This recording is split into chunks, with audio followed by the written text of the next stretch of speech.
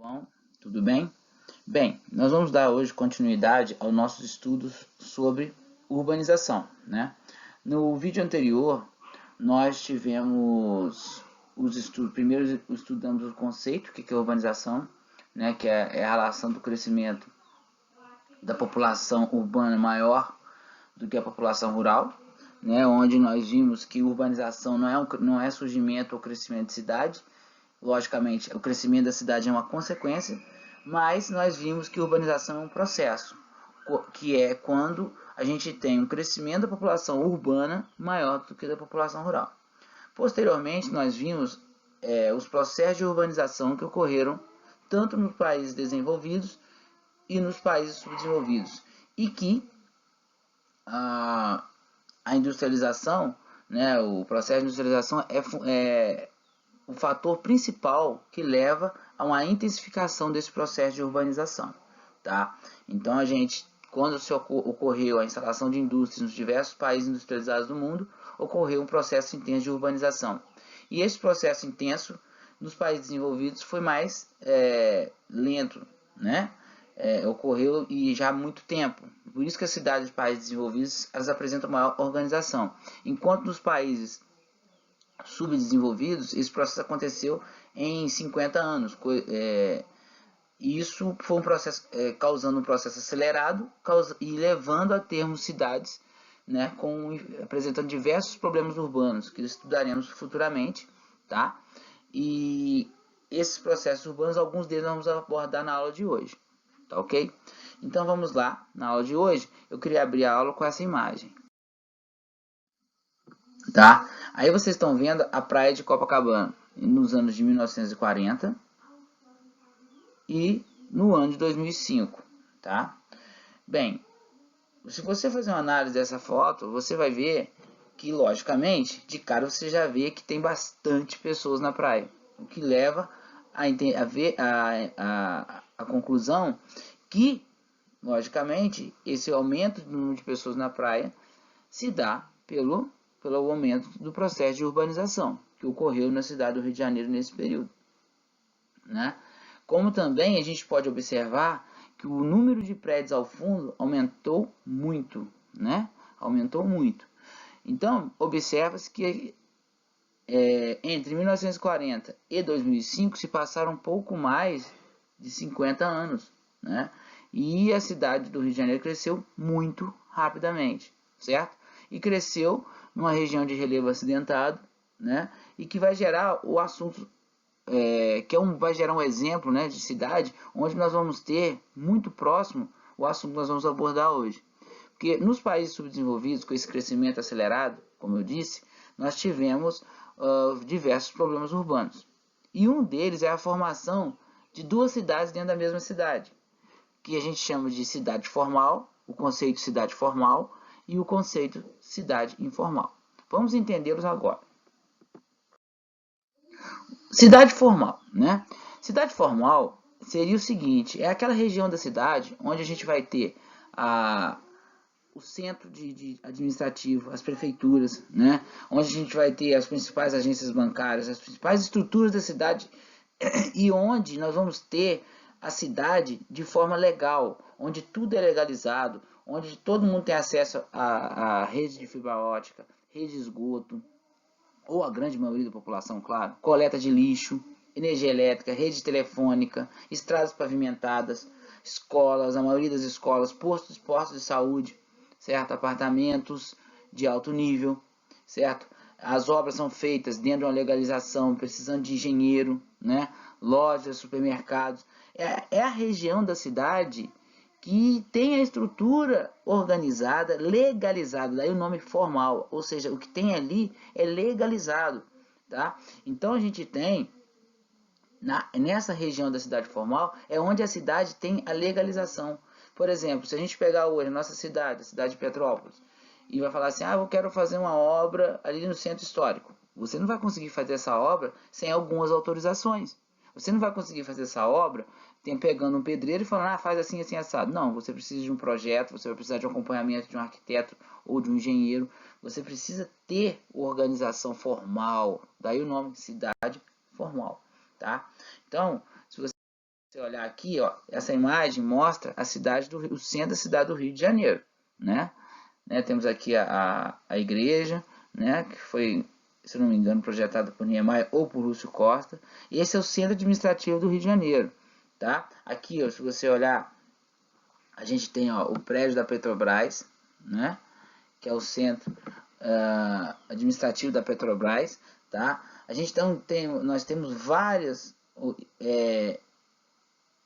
projetos arquitetônicos organizados, não são coisas feitas de qualquer forma, né? Tem várias salas empresariais nessa região, tá ok? Então, essa foto representa o que a gente chama de cidade formal, tá? Nessa foto a gente viu o que a gente chama de cidade formal. Outra foto, por exemplo, essa aqui já é de Nova York, né? Você tem ao centro aí o Central Park, né? Também você vê uma organização, você vê grandes projetos arquitetônicos verticais, né? Que é o nome técnico dado, né? Empreendimentos verticais são prédios, tá? Então, é outra foto que representa o que a gente chama de cidade formal dentro da própria cidade, né? E aí a cidade de Vancouver, no Canadá, também uma organização, você percebe a organização, você percebe uma estrutura organizada, bem feita, tá? E agora, continuando nossa aula, outra parte da cidade e o outro conceito é o conceito de cidade informal, né? Ele, na verdade, é a parte da cidade que vai ser contrária à região da cidade formal. Por que isso? Porque enquanto na cidade formal você tem a formalidade, você tem as formalizações das coisas, você tem a legalização e o acesso à estrutura da cidade de forma mais tranquila, mais organizada, a cidade informal é o contrário. As cidades que cresceram de forma acelerada, certo? As cidades que cresceram de forma sem organização, gerou várias regiões da cidade onde nós vamos ter diversos problemas urbanos, certo? Então é aquela parte da cidade que não teve urbanização legal, né? O solo foi dividido de forma descontrolada. Muitas pessoas passam a ter seus terrenos por invasão, né? Sem documento. Isso é um ponto importante de se colocar. Não existe documentação em algumas áreas. Que, aliás, é muito comum na região do nosso distrito de Posse. Tá? Posse, por exemplo, dificilmente você encontra uma casa, ou raramente você encontra uma casa, que possa fazer um financiamento, por exemplo. Um terreno que eu possa fazer um financiamento para construir pela Caixa Econômica Federal.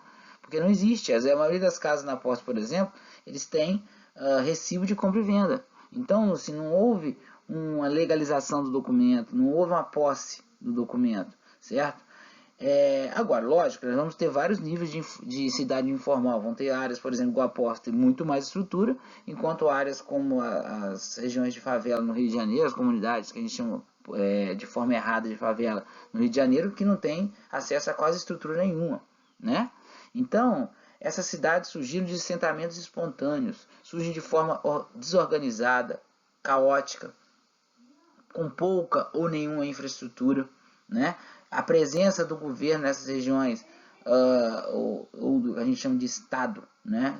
Eu gosto de usar o termo governo, que é mais fácil de entender, ou seja o governo municipal ou estadual, até federal, é menor ou quase inexiste, como as comunidades do Rio de Janeiro, que a gente tem, por exemplo, recentemente caiu um prédio e aquele prédio não tinha legalização nenhuma e não tinha, a prefeitura não fiscalizou aquilo, era uma obra ilegal, né?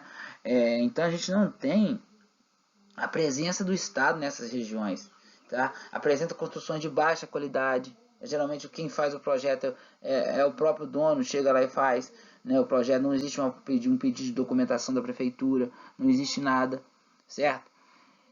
E você acaba tendo uma infraestrutura precária. E é essa falta de infraestrutura e de legalização é que vai levar ao que a gente chama hoje a ação dos criminosos, do tráfico de drogas, das milícias. Não na nossa região, mas, por exemplo, na cidade do Rio de Janeiro é muito comum, né? Áreas dominadas pela milícia. Porque, na verdade, o crime domina áreas que não têm uma estrutura, né, estatal, uma estrutura do governo para tomar conta, cobrar taxas, ao mesmo tempo oferecer estrutura, segurança, tá? E o que acontece? Na cidade formal nada é obedecido.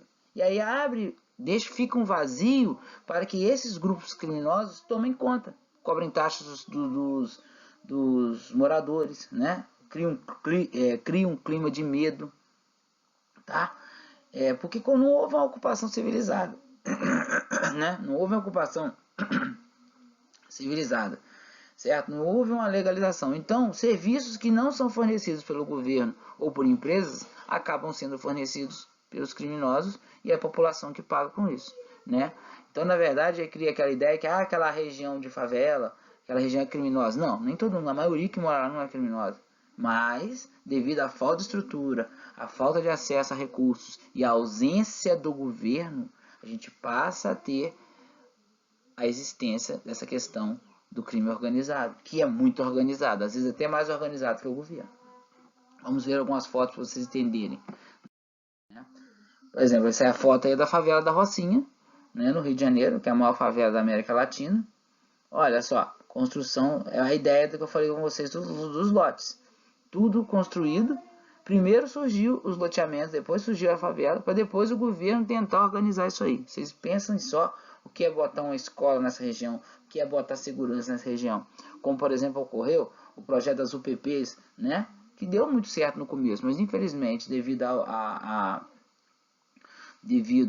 à corrupção, foi um projeto que não foi para frente, né? A corrupção do governo Cabral, mas era um projeto, uma ideia interessante, que você passava a ter o governo tomando conta, o governo do estado tomando conta e dando segurança à população, certo? Aí você, de certa forma, começar a formalizar isso.